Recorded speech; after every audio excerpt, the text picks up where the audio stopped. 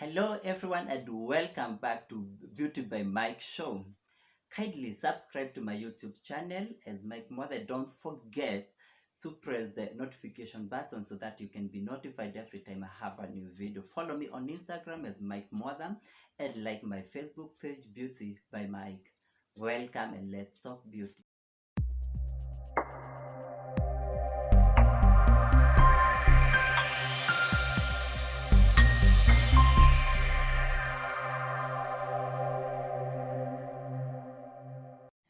Today, I want us to talk about hydration and moisturization, as I promised in my previous video. These are two terms that brands and even individuals uses interchangeably, thinking they are the same thing. But unfortunately, these are two different things. Hydration is the absorption of moisture from the air and then infusing your cells with water to improve skin's ability to absorb nutrients and moisture. On the other hand, moisturization is the trapping and locking in of moisture to build your skin's natural protective barrier. So that's the difference in definition of the two terms. And now someone might ask, what is the exact difference between the two? Yeah, we need to know that both of them are responsible, or we use them to combat dryness and dehydration. Underline the word dryness and then dehydration. Dryness is lack of sebum or natural oils, whereas dehydration is lack of moisture. In fact, we have two types of dry skin. We have a skin type called dry skin, and in it we have two types of dry skin. The first one, we call it dry skin lacking sebum or natural oils, and when you have this, you need a moisturizer. Then we have the dehydrated dry skin.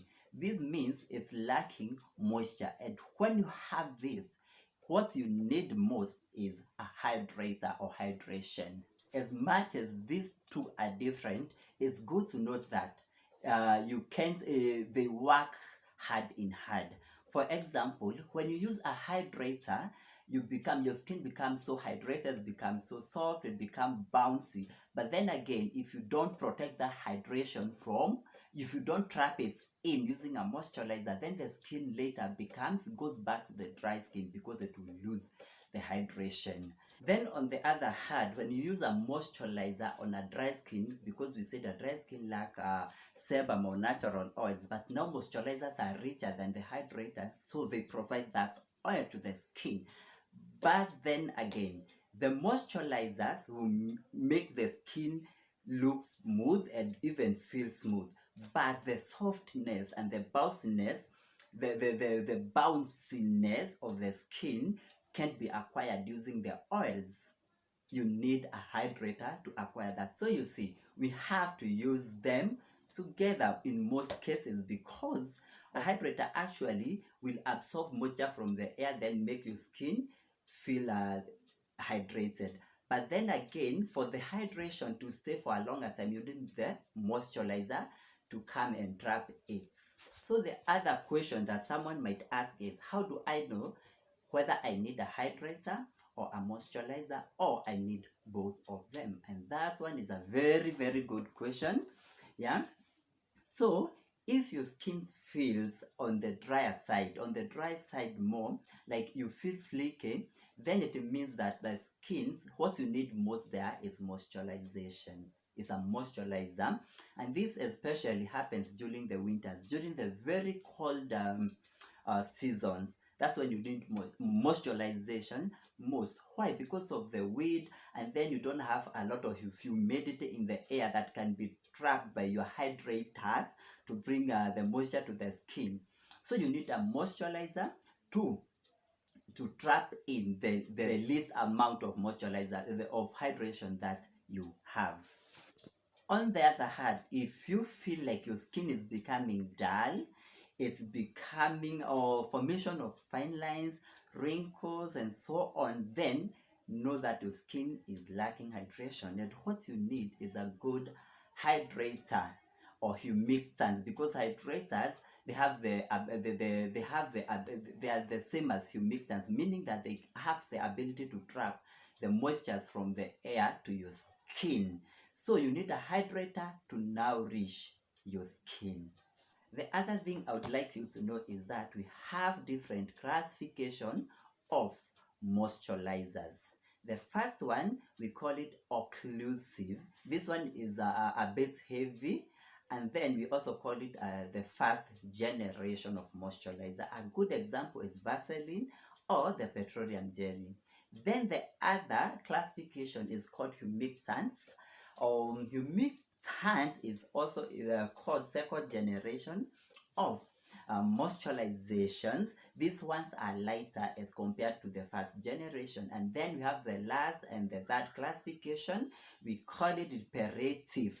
This one is also called the third generation, and it's a combination of the first one and the second one. I'm going to talk about this, to talk deeper into this classification of moisturizations in upcoming video. On hydration, I would like to talk about the main or the most common ingredients that are used as hydrators or the humectants. The first one, we call it glycerol or the glycerin. Then we have the alpha hydroxy acids, like for example, the perfect example on that is the lactic acid from milk. We have hyaluronic acid, we have aloe vera, we have allantoin, we have fatty acid and amino acid. Those are the perfect ingredients of hydration or humectants. And then another thing I would love people to know is that the best way or the natural way to hydrate is by taking a lot of water and fluids. The other question that someone might ask is, which is the best hydrator for me, or which is the best moisturizer for me? On that, I would advise that you see a good consultant who can look at your skin, understand it, and then can recommend you the best based on the ingredients that you need most. So guys, I'm so happy, I'm humbled. Thank you for tuning in. Kindly share my video, and let's meet in the next episode. Bye bye.